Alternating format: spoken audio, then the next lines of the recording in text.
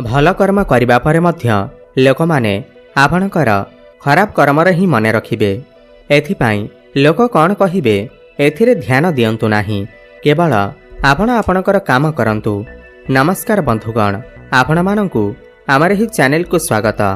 आज ही ज्योतिष कार्यक्रम वृष राशि पाई बहुत अधिक गुरुत्वपूर्ण रही अछि। आज आमे जानिबा वृष राशि 2025 नवेम्बर मासटी किपरि रहिबा।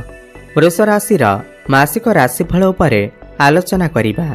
वृष राशि व्यक्तिविशेषंकर नवेम्बर मासटी किपरि रहिबा संपूर्ण भावरे आमे सेही विषय रे आलोचना करिबा। सेमानकर स्वास्थ्य, शिक्षा, प्रेम संपर्क, वैवाहिक जीवन, भाग्य, क्यारियर एवं व्यापार वाणिज्य उपरे विस्तार भावरे आलोचना करिबा। नवग्रहंकर स्थिति मध्य देखिबा।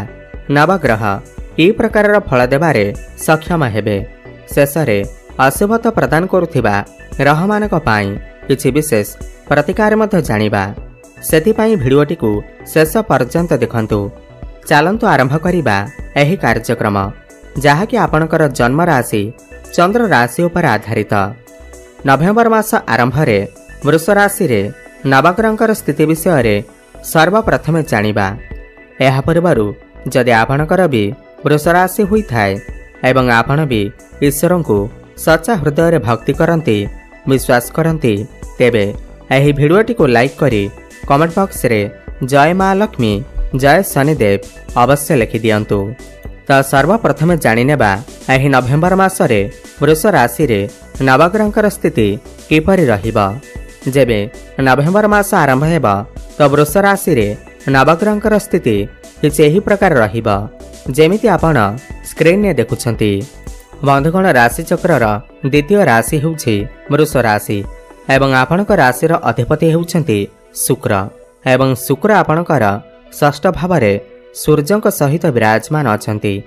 आपणकर तृतीय भावरे देवगुरु बृहस्पति विराजमान अछंती, ताहा पुणी उच्चस्थ अवस्थारे। आपणकर चतुर्थ भावरे केतु एवं सप्तम भावरे मंगल एवं बुध विराजमान अछंती। आपणकर दशम भावरे राहु विराजमान अछंती एवं आपणकर एकादश भावरे शनि महाराज विराजमान अछंती। ध्यान दे सुनंतु। सबुठु प्रथमे जानिबा आपणकर स्वास्थ्य किपरि रहिबा एही नवेम्बर मास 2025 रे। बंधुगण, प्रथम भाव होई थाए आपणकर स्वास्थ्यर भाव, आपणकर इम्यूनिटी सिस्टम रा भाव एवं प्रथम भावर अधिपति शुक्र आपणकर षष्ठ रे विराजमान अछंती।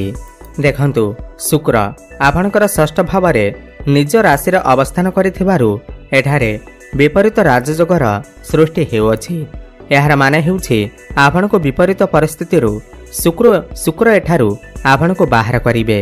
माने जेतेबेले कोनोसी व्यक्ति कोनोसी कामरे फसी जाई थाए तो सेथिरु शुक्र एठारु बाहर करिथांती।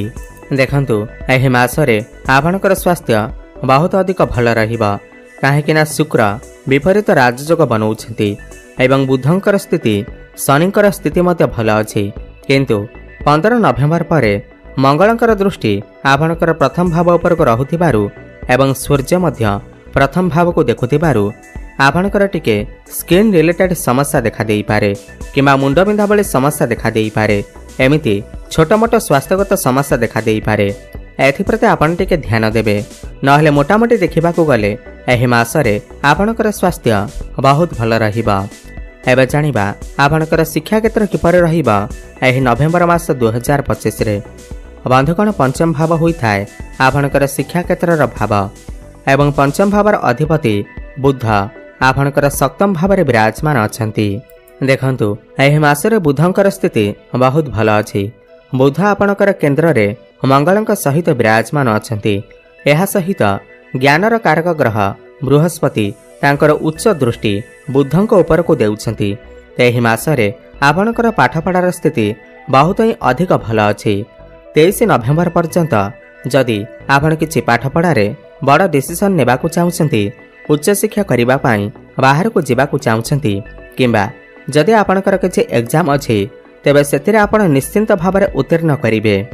प्रतियोगितामूलक परीक्षा रे सरकारी परीक्षा रे आपनको सफलता प्राप्ति हेबा 23 नवेम्बर पर्यंत। किंतु 23 नवेम्बर को बुध वक्री होई करी आपणकर षष्ठ भाव को चलन करिवे 23 नवेम्बर पर आपणकर पाठपढ़ार टिके समस्या देखा दे पारे। आपणकर मन पाठपढ़ार न लगी आपण बहुत अधिक मोबाइल फोन यूज करिपारंती। एथिप्रति आपण टिके ध्यान देबे। किंतु आउ गोटे कथा 23 नवेम्बर पर जदि आपण पाठपढ़ा को नहीं कौनसी बाहर स्थान को यात्रा करने को चाहते ताहले करिपारिबे।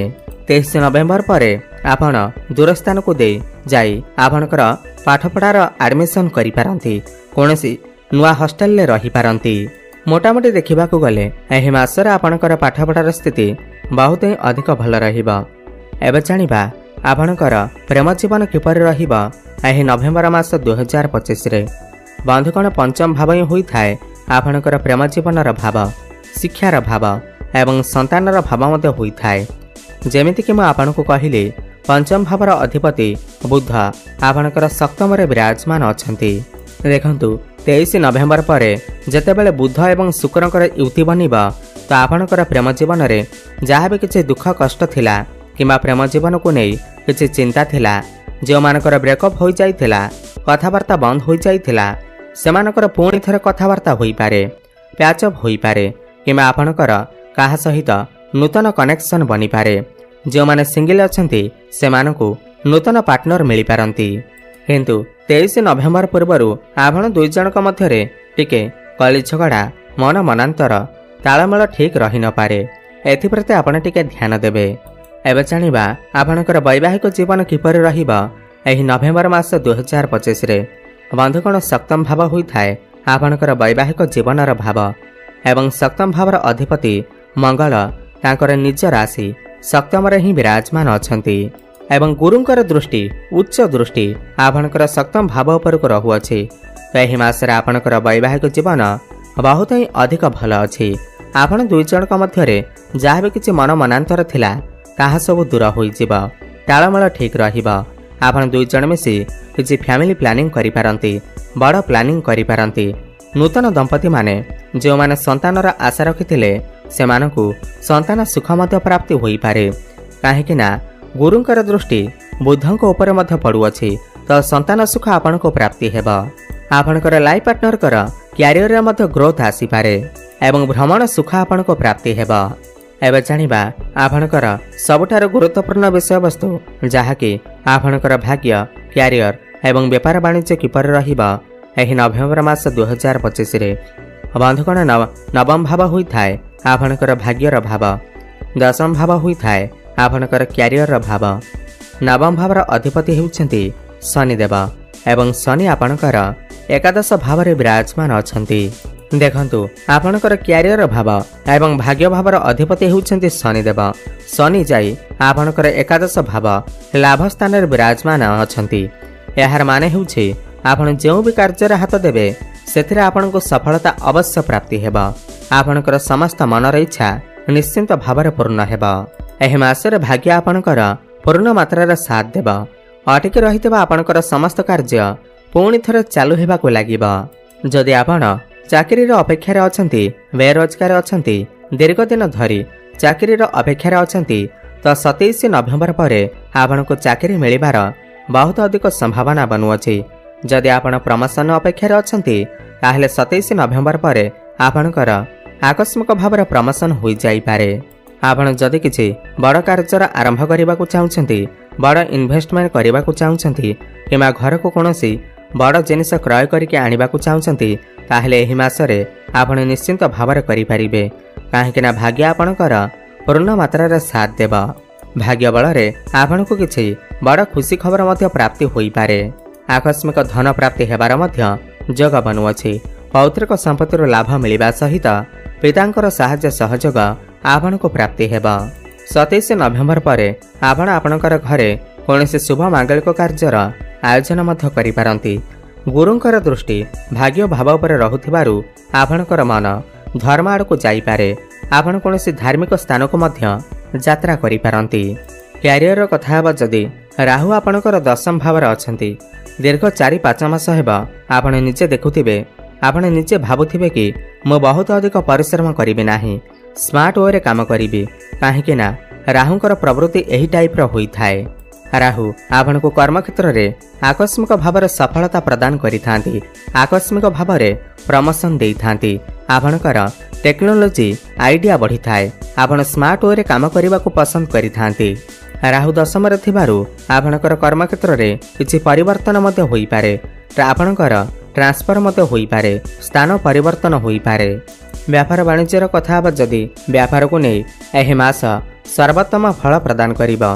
काहेकि ना सप्तम भावर अधिपति मंगल सप्तम अछंती एवं व्यापार कारक ग्रह बुध सप्तम अछंती। आपणकर समस्त काम बनिबा को लागिबा। आपण किछि नूतन व्यापार आरंभ करि पारंती। व्यापार वाणिज्य रे बहुत ही अधिक उन्नति प्रगति करिवे। पार्टनरशिप रे आपण किछि व्यापार वाणिज्य मध्य आरंभ करि पारंती। आपणकर ग्राहक बढ़िबा सहित आपणकर डेली इनकम मध्य बढ़िबा। फाइनेंशियल ग्रोथ हेबा। बैंक बैलेंस आपणकर बढ़िबा। व्यापार वाणिज्य रे बहुत ही अधिक प्रॉफिट आपन को मिलिबा। एबे जानिबा किछि उपाय विषय रे जाहा को करिबा द्वारा एहि मासर जहाँ भी किसी समस्या रहुअछि ताहा दूर होई पारिबा। सबुठु प्रथमे तो आपण शुक्रंकर बीज मंत्र जप अवश्य करंतु। ओम द्रांग द्रिंग द्रंग सह शुक्राय नमः 108 थर प्रत्येक दिन जप करंतु। शुभफल प्राप्ति हेबा। प्रत्येक दिन हनुमान चालीसार पाठ करंतु एवं सूर्य को जलार्घ्य अर्पण करंतु। शुभफल प्राप्ति हेबा सहित आपणकर भाग्य रे उन्नति आसीबा। धन्यवाद।